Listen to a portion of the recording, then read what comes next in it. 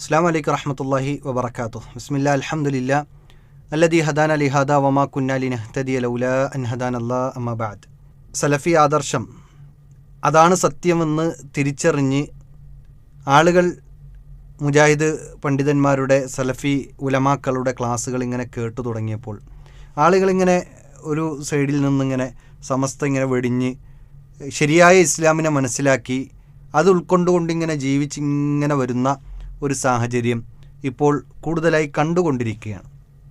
ആളുകൾക്ക് ബോധ്യപ്പെട്ടു തുടങ്ങി ഇതൊക്കെ ഒരു ആത്മീയ തട്ടിപ്പാണിയെന്നും ഇതൊന്നുമല്ല ശരി, ഖബറാരാധനയും ഖബർ പൂജയും അതുമായി ബന്ധപ്പെട്ടതും സമസ്തയിലെ പല ആചാരങ്ങളും അത് യാതൊരു തെളിവുമില്ലാത്തതാണ് എന്ന് തിരിച്ചറിഞ്ഞ ആളുകൾ സത്യം ബോധ്യപ്പെട്ട് ശരിയായ ഇസ്ലാമിലേക്ക് മടങ്ങുന്ന സാഹചര്യം അതിനെ കണ്ടു നിൽക്കാനാകാതെ ചില ആളുകൾ ഉറഞ്ഞു തുള്ളുകയാണ്. സലഫിയത്ത് അങ്ങനെയാണ്, മുജാഹിദുകൾ അങ്ങനെയാണ്, അവർ പുത്തനാശയക്കാരാണ്, അവർ ഏറ്റവും പ്രധാനപ്പെട്ട ആളുകളെ പിടിച്ചു നിർത്താൻ ഉപയോഗിക്കുന്ന ചില വാക്കുകൾ കാണാൻ സാധിക്കും. അതായത് നമ്മളെപ്പോഴും ആഗ്രഹിക്കുന്നത് ഞാൻ മരിച്ചാൽ എൻ്റെ മക്കൾ എനിക്ക് വേണ്ടി പ്രാർത്ഥിക്കണം, ഏറ്റവും നല്ല രൂപത്തിൽ അവരെന്നെ മറമാടണം, ഇതൊക്കെയാണല്ലോ നമ്മളൊക്കെ ആഗ്രഹിക്കുന്നത്. ആ പോയിൻ്റ്, അതായത് എപ്പോഴും പിശാചിൻ്റെ പണി എന്തെന്ന് വെച്ചാൽ ഒരു മനുഷ്യൻ്റെ വീക്ക്നെസ്സിനെ പിടിച്ചുകൊണ്ടായിരിക്കും അവനെ തെറ്റിക്കാൻ വേണ്ടി പിശാച് പണിയെടുക്കുക. ഇതുപോലെ മനുഷ്യൻ്റെ വികാരമായ ഏറ്റവും പ്രധാനപ്പെട്ട വികാരഭരിതനായി മാറുന്ന അല്ലെങ്കിൽ അവനേറെ ആഗ്രഹിക്കുന്ന ചില സംഭവങ്ങൾ എടുത്തു വച്ചുകൊണ്ട് ഇതൊക്കെ മുജാഹിദുകളും പുത്തൻവാദികളും പുത്തൻ ആശയക്കാരും എന്ന് അവർ പറയുന്ന, നമ്മളെക്കുറിച്ച് ആരോപിക്കുന്ന ആ ആളുകൾ, അതായത് നമ്മൾ ഒരാൾ മരിച്ചു കഴിഞ്ഞാൽ ഒരു പട്ടിയെ കുഴിച്ചിടുന്നത് പോലെയാണ് കുഴിച്ചിടുന്നത് എന്നും അവർക്ക് വേണ്ടി പ്രാർത്ഥിക്കുകയില്ല എന്നുമൊക്കെയുള്ള ബാലിശമായ വാദങ്ങൾ ജനങ്ങൾക്ക് മുമ്പിൽ ഒരു മടിയുമില്ലാതെ കളവുകളിങ്ങനെ പറഞ്ഞു നടക്കുന്ന ഒരു ഉസ്താദിനെ നമുക്ക് കാണാം. കേരളത്തിൽ അറിയപ്പെട്ട ഉസ്താദാണ്. അദ്ദേഹത്തിൻ്റെ നാവിൽ നിന്ന് അത് വന്നത് എന്നതുകൊണ്ട് വലിയ ഒരു പ്രയാസം. അദ്ദേഹം അത് പറഞ്ഞതിലല്ല, അദ്ദേഹത്തെ പോലെയുള്ള കുറച്ച് സമൂഹം ആദരിക്കുന്ന ബഹുമാനിക്കുന്ന ഒരു വ്യക്തി അത് പറഞ്ഞു എന്ന് പറയുമ്പോൾ ഇത്രയും കളവ് പറയാൻ മടിയില്ലാത്ത മനുഷ്യനായി പോയല്ലോ എന്ന ഒരു പ്രയാസം നമുക്കുണ്ട്. ഏതായാലും അദ്ദേഹത്തിന്റെ സംസാരം നമുക്ക് കേൾക്കാം. എന്റെ ഉമ്മമാരെ, നിങ്ങളുടെ മക്കൾ ഒരിക്കലും ഇത്തരം കോമാളിത്തരങ്ങൾ പറഞ്ഞു തുള്ളുന്നവരോടൊപ്പം പറഞ്ഞു വിടല്ലേ. അവര് മൗലിദ് കിതാബ് കത്തിക്കുന്നവരാണ്. അതിൽ ഒന്നാമത് പറഞ്ഞത് എന്തെന്നറിയോ? അവര് മൗലിദ് കിതാബ് കത്തിക്കുന്നവരെന്നാണ്.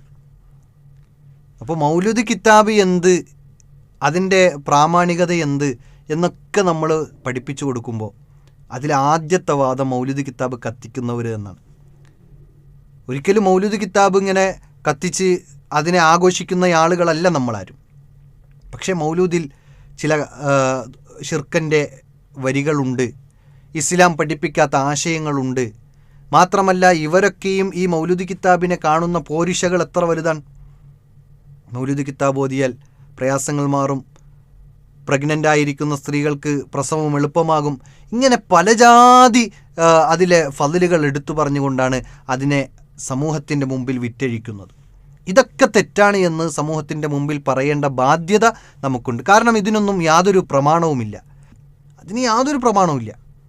ഒരു പ്രമാണവും കാണിക്കാൻ സാധിക്കാത്ത, എന്നാൽ ഇസ്ലാമിൻ്റെ അന്യമായ ചില ആശയങ്ങൾ, ഇസ്ലാമിന് എതിരാകുന്ന ആശയങ്ങൾ ഇത്തരം മൗലിദ് കിതാബുകളിൽ ഉണ്ട് താനും എന്നതാണ് ഏറ്റവും പ്രധാനപ്പെട്ട വസ്തുത. അതുകൊണ്ടാണ് നമ്മൾ എതിർക്കുന്നത്. അതല്ലാതെ അതിനെ കത്തിക്കാനോ അത് ആഘോഷിക്കാനോ അതിനെ കത്തിച്ചുകൊണ്ട് ആഘോഷിക്കാനോ ഒന്നും നമ്മൾ ആഹ്വാനം ചെയ്യുന്നില്ല. അങ്ങനെ പറഞ്ഞതായിട്ടുള്ള ഒരു വരി പോലും കാണാൻ സാധിക്കുകയുമില്ല. ഇനി രണ്ടാമത്തെ വാദം എന്താണ്? അതാണ് നമ്മുടെ പ്രധാനപ്പെട്ട ഭാഗം. അതൊന്ന് കേൾക്കാം. നിങ്ങളുടെ വീട്ടിലേക്ക് നിങ്ങളുടെ മയ്യത്ത് വീട്ടിൽ നിന്ന് കൊണ്ടിറങ്ങുമ്പോ പള്ളിക്കകത്ത് മയ്യത്ത് കൊണ്ട് വെച്ചിട്ട് ഉസ്താദിനോട് അവർ പോയി പറയും, എന്റെ വാപ്പാക്ക് വേണ്ടി ദുആ ചെയ്യണ്ട, തൽക്കീനൂതണ്ട, നായെ കുഴിച്ചിടുന്ന പോലെ മണ്ണ് മാന്തിയിട്ട് കുഴിച്ചിട്ടിട്ട് പോകാൻ ആ മകൻ പറയുന്ന കാലമാണ്. അപ്പൊ നൗഷാദ് ബാക്കവി ഇവിടെ പറഞ്ഞത് കേട്ടല്ലോ. ഒരാൾ മരിച്ചു കഴിഞ്ഞാൽ ആ മരിച്ച മയ്യത്തിനു വേണ്ടി പ്രാർത്ഥിക്കാൻ പാടില്ല എന്ന് മക്കൾ പറയുമത്രേ. അതായത് മുജാഹിദുകളായ മക്കൾ ഉണ്ടെങ്കിൽ ആ മക്കൾ പറയുമത്രേ.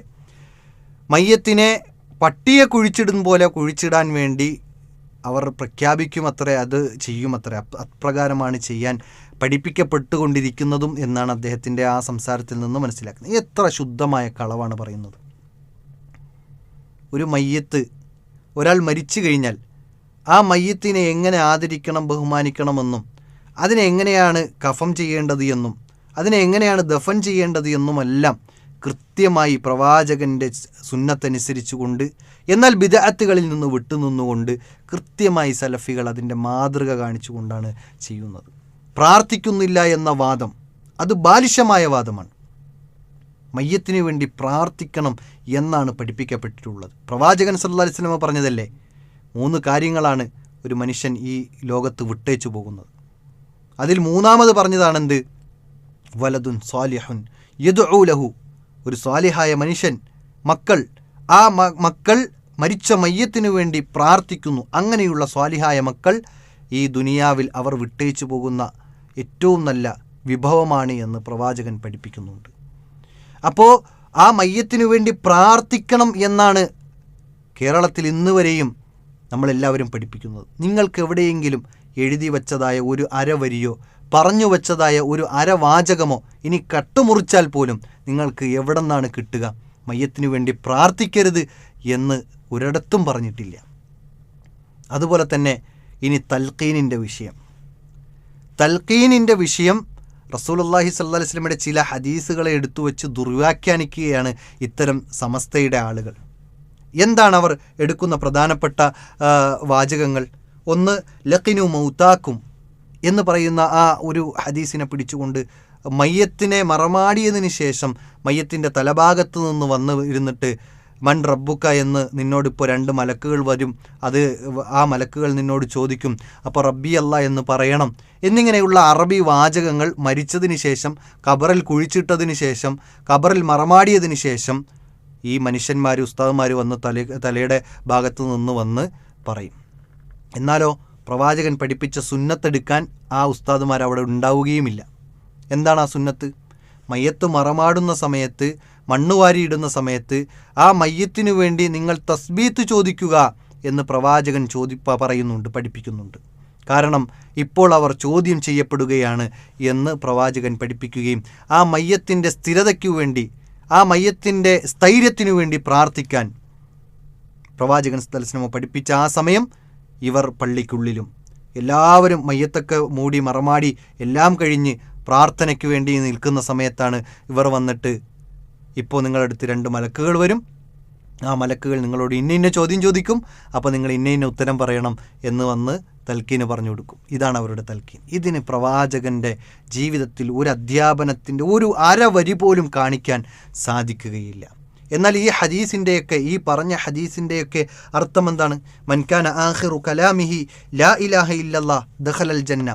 റസൂലുള്ളാഹി സ്വല്ലല്ലാഹി അലൈഹി വസല്ലം പറഞ്ഞല്ലോ, ഒരു മനുഷ്യൻ്റെ അവസാനത്തെ വാചകം ലാ ഇലാഹ ഇല്ലല്ലാഹ് ആയി കഴിഞ്ഞാൽ അവൻ സ്വർഗത്തിലേക്ക് പ്രവേശിച്ചു. അതുകൊണ്ട് നിങ്ങൾ എന്ത് ചെയ്യണം? മരണവേളയിൽ എത്തിയ മനുഷ്യനുണ്ടെങ്കിൽ അവൻ്റെ അടുക്കൽ ലാ ഇലാഹ ഇല്ലല്ലാഹ് പറഞ്ഞു കൊടുക്കണം എന്ന് പ്രവാചകൻ സല്ലല്ലാഹി അലൈഹി വസല്ലം പഠിപ്പിക്കുന്നു. മറ്റൊരു ഹദീസിൽ കാണാം, ലഖിനു മൗതാക്കും ലാ ഇലാഹ ഇല്ലല്ലാഹ്, നിങ്ങളിൽ മരണം ആസന്നമായ ആളുകളുണ്ടെങ്കിൽ അവർക്ക് നിങ്ങൾ ലാ ഇലാഹ ഇല്ലല്ലാഹ് പറഞ്ഞു കൊടുക്കൂ, അവരുടെ അടുത്തിരുന്ന് പറഞ്ഞു കൊടുക്കൂ എന്ന് പ്രവാചകൻ പഠിപ്പിച്ചു. ഇമാം അന്നവവി റഹ്മഹുല്ല, 2ാം ഷാഫിഈ എന്നറിയപ്പെട്ട ഇമാം നവവി റഹ്മഹുല്ല ഈ ഹദീസിനെ വിശദീകരിച്ചപ്പോൾ മയ്യത്ത് മറമാടിയതിന് ശേഷം ആ മയ്യത്തിൻ്റെ തലഭാഗത്ത് നിന്ന് പറഞ്ഞു കൊടുക്കാനല്ല ഇതിനെ വിശദീകരിച്ചു കൊണ്ട് പറഞ്ഞത്, മറിച്ച് 2ാം ഷാഫിയായ ഇമാം നവവി റഹ്മഹുല്ല പറഞ്ഞത് മഅനാഹു, അതിൻ്റെ അർത്ഥം, അതായത് ലഖിനു മൗതാക്കും ലാ ഇലാഹ ഇല്ലല്ലാഹ് എന്ന് പറയുന്ന ആ ഹദീസിനെ വിശദീകരിച്ചുകൊണ്ട് അതിൻ്റെ അർത്ഥം എന്ന് പറഞ്ഞാൽ മൻ ഹദറഹു അൽ മൗത്ത്, ആർക്കെങ്കിലും മരണം വന്നെത്തിക്കഴിഞ്ഞാൽ, മരണം എത്താനായിക്കഴിഞ്ഞാൽ അവർക്ക് വേണ്ടി പറഞ്ഞു കൊടുക്കുക എന്നാണ്. അല്ലെങ്കിൽ മരണ ആസന്നമായി കിടക്കുന്ന ആളുകളുണ്ടെങ്കിൽ അവർക്ക് നിങ്ങൾ ലാ ഇലാഹ ഇല്ലല്ലാഹ് പറഞ്ഞു കൊടുക്കുക. അല്ലാതെ മരിച്ചു കഴിഞ്ഞ വ്യക്തിക്ക് നിങ്ങൾ പറഞ്ഞു കൊടുക്കാനോ അല്ലെങ്കിൽ ഖബറിൽ കിടക്കുന്ന വ്യക്തിക്ക് പറഞ്ഞു കൊടുക്കാനോ അല്ല ഇമാം നവവി റഹ്മഹുല്ല പോലും നമുക്ക് പഠിപ്പിച്ചു തന്നത് എന്നത് പ്രത്യേകം തിരിച്ചറിയേണ്ട വിഷയമാണ്. ഏതായാലും സുന്നത്തിനെ മുറുകെ പിടിച്ചുകൊണ്ട് ഒരു മയ്യത്തിനെ കൃത്യമായി മറമാടുക, അതിനോട് കാണിക്കേണ്ട ആദരവും ബഹുമാനവും റസൂലുള്ളാഹി സ്വല്ലല്ലാഹി അലൈഹി വസല്ലം പറഞ്ഞല്ലോ, ഒരു മയ്യത്ത് അതിന് ശബ്ദമോ തീയോ അനുഗമിക്കാൻ പാടില്ല എന്ന് പഠിപ്പിച്ചു. എന്നാൽ സമസ്തക്കാർ കൊണ്ടുപോകുമ്പോൾ ഈ ലക്നു മൗത്താക്കും എന്ന് പറയുന്ന ആ ഹദീസിനൊക്കെ പിടിച്ചുകൊണ്ട് ലാ ഇലാഹ ഇല്ലല്ലാ ലാ ഇലാഹ ഇല്ലല്ലാ എന്നൊക്കെ പറഞ്ഞ് ഭയങ്കര ഒച്ചത്തിൽ റോഡിലൊക്കെ ആളുകൾ കാണുന്ന രൂപത്തിൽ റോഡൊക്കെ ബ്ലോക്കാക്കി ആകെ ആ മയ്യത്തിനെ പ്രയാസപ്പെടുത്തിക്കൊണ്ടാണ് പോകുന്നത്. അപ്പോൾ സുന്നത്ത് പഠിപ്പിക്കുന്നിടത്ത് ബിദ്അത്ത് പഠിപ്പിക്കുകയും ആ സുന്നത്ത് നടപ്പിലാക്കുന്ന ആളുകളെ പുത്തൻവാദി എന്ന് വിളിക്കുകയും എന്നിട്ട് ഇവരൊക്കെ, അതായത് നമ്മളെക്കുറിച്ച് പറയുകയാണ്, ഇവരൊക്കെ മയ്യത്തിനെ പട്ടിയെ കൊണ്ട് കുഴിച്ചിടും പോലെ, നായയെ കൊണ്ട് കുഴിച്ചിടും പോലെയാണ് കുഴിച്ചിടുന്നത്, ഇവരൊന്നും ഒരു ആദരിക്കാത്ത ആൾക്കാരാണ്, ദിക്ർ പറയാത്ത ആളുകളാണ്, ഇവർ മയ്യത്തിനു വേണ്ടി പ്രാർത്ഥിക്കാത്ത ആളുകളാണ് എന്നൊക്കെ പറഞ്ഞ് ആളുകൾക്ക് മുമ്പിൽ നമ്മളെ കരിവാരിത്തേക്കുന്ന അവസ്ഥ. ഇത് കേൾക്കുമ്പോൾ ആളുകൾ എന്ത് വിചാരിക്കും? ഓ, എന്താണ് ഒരു മരിച്ച മയ്യത്തിനു വേണ്ടി പ്രാർത്ഥിക്കാത്ത ആളുകളാണോ ഈ മുജാഹിദുകൾ എന്ന് ചില ആളുകൾ വിചാരിക്കും. സഹോദരന്മാരെ, ഇത് തീർത്തും കളവാണ്, തെറ്റിദ്ധരിപ്പിക്കലാണ്, ഒരു വിഭാഗത്തെ മുഴുവൻ കരിവാരിത്തേക്കലാണ്. അതുകൊണ്ട് നൗഷാദ് ബാക്കവി തിരുത്തണം. അല്ലെങ്കിൽ നിങ്ങൾ വാദിച്ച ആ വാദത്തിന് പ്രമാണങ്ങൾ ഉദ്ധരിക്കണം. മുജാഹിദിൻ്റെ ഏതെങ്കിലും എഴുത്തിലോ പ്രസിദ്ധീകരണത്തിലോ സംസാരങ്ങളിലോ എവിടെയെങ്കിലും മയ്യത്തിനു വേണ്ടി പ്രാർത്ഥിക്കാൻ പാടില്ല എന്നോ, അല്ലെങ്കിൽ ആ മയ്യത്തിനെ നായയെ കുഴിച്ചിടും പോലെയാണ് കുഴിച്ചിടേണ്ടത് എന്നോ പ്രഖ്യാപിച്ചതായ, എഴുതിയ, അതുപോലെ തന്നെ സംസാരിച്ച എന്തെങ്കിലും ഒരു കഷ്ണമുണ്ടെങ്കിൽ നിങ്ങൾ കൊണ്ടുവരണം എന്നാണ് നിങ്ങളോട് ഓർമ്മപ്പെടുത്താനുള്ളത്, സാധാരണ ജനങ്ങളോട് ഓർമ്മപ്പെടുത്താനുള്ളത്. ഇതൊക്കെയും ഇത്തരം ആളുകളുടെ തട്ടിപ്പാണ്. പുത്തൻവാദി എന്ന് വിളിക്കുകയും ചെയ്യും, എന്നാൽ അവർ തന്നെ പുത്തൻവാദങ്ങൾ ഉണ്ടാക്കി സ്വയം ജീവിതത്തിൽ പകർത്തി പുത്തൻവാദത്തിൻ്റെ അടിസ്ഥാനത്തിൽ ജീവിക്കുന്ന, അതിൽ കെട്ടിപ്പടുത്തിയ ഒരു പ്രസ്ഥാനമായി മാറുകയും ചെയ്തത് സമസ്തക്കാരാണ്. എന്നിട്ട് യഥാർത്ഥ സുന്നത്തിനനുസരിച്ച് ജീവിക്കുന്ന ആളുകളെ പുത്തൻവാദികളെന്ന് വിളിക്കുകയും ചെയ്യും. എത്ര വിരോധാഭാസമാണ്! അതുകൊണ്ട് സഹോദരന്മാരെ, സത്യത്തെ പ്രമാണങ്ങളിൽ നിന്ന് പഠിക്കാൻ നമ്മൾ പരിശ്രമിക്കുക.